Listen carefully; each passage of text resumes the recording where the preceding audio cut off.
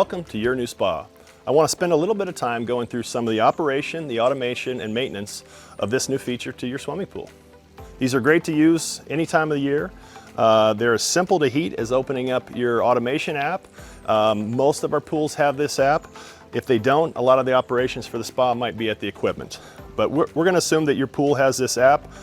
It's very simple. You go in, you turn your spa on, and you set what temperature you want the spa to be at. Usually it takes anywhere from 30 minutes up to maybe an hour and a half, depending on the size of the spa. This spa here is a 9-foot round spa, so it can easily take an hour and a half in the wintertime to heat up to 101, 102 degrees. As your spa is heated, you can use your app as well to turn on your spa jets. And you can see just with the touch of a button, I've been able to get my spa to heat, my spa jets to turn on, and now it's time to get in and relax. All right, one of the neatest things about our spas is our therapy jets. Now, most of the time we can get our waterway jets in. Occasionally we have to use standard jets that have really good pressure, but I really love these waterway jets. They actually come with a couple of different nozzles and they're interchangeable. In this spa, this is how easy it is to get it in and out, and they just thread in.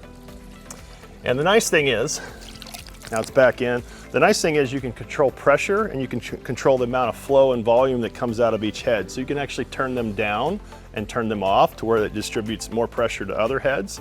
You can open them back up, and this is about a half to quarter turn, and that's it. And these are our waterway jets, and they're really pretty cool. All right, we're over here at another portion of the pool, which is our gas heater. And as the water travels through the pump and the filter and back to the pool or the spa, it does run through your pool heater. If you have a pool heater, they can be a gas heater or a heat pump. This one has a gas heater that heats the spa. It can also heat the swimming pool, so keep that in mind. And that's all done through the control panel. The heater actually has a vent here, so you want to keep things clear of that vent. You can see a large gas line that comes up through the ground, that's all buried, and then there's a shutoff valve right here. So if you ever have any problems with this heater, if I come over here and I smell gas and I'm not sure where it's coming from, the first thing I want to do is shut this heater off, okay? And it's usually the valve is perpendicular to the line. So right now it's shut off. As I turn the valve parallel to the line, it's on. So that's how you can tell whether a valve is on or off.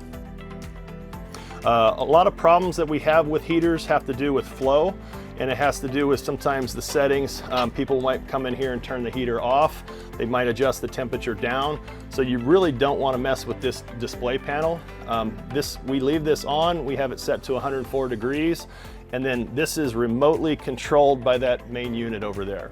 So really stay away from touching any of the buttons on your display panel. A good heater is gonna come on. It'll say what temperature, and it'll have an orange light under heating. So another item that we get calls on a lot is it sounds like when the heater comes on, there's rocks in the heater. Rocks in the heater, you'll actually hear from inside the heater, that's actually the water boiling and overheating too fast and trying to escape.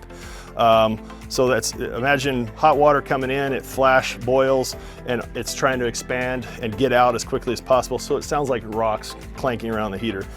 That's a flow issue. So not enough water is flowing fast enough into the heater. These heaters need anywhere from 50 to 60 gallons per minute.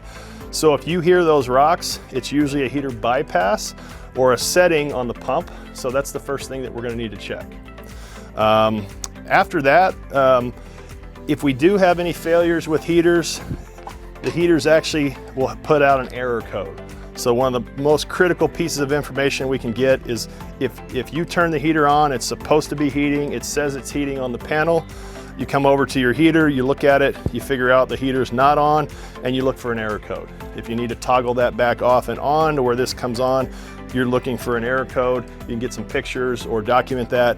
Call us at Warranty. A lot of times we might be able to talk through it over the phone, or we can call Pentair Service Center and have them come out and take a look for you.